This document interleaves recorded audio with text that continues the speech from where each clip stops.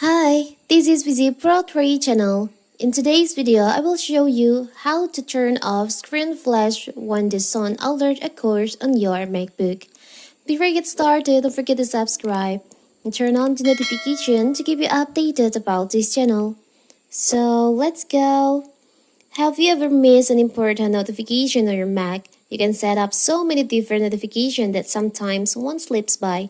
If you've had this issue before, one of the MacOS little known feature can help you with missing alerts.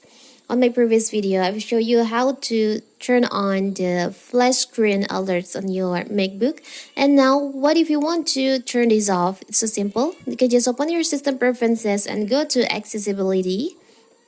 From accessibility, you can go to hearing section and click on audio. And you can see in here the flash screen when the alert sound occurs is enabled or active. And it will turn out like this. You can test the screen flash. Now, if you want to turn this off, it's so simple. You can just remove the checklist on it. And when the alert sound occurs on your MacBook screen will not flash again.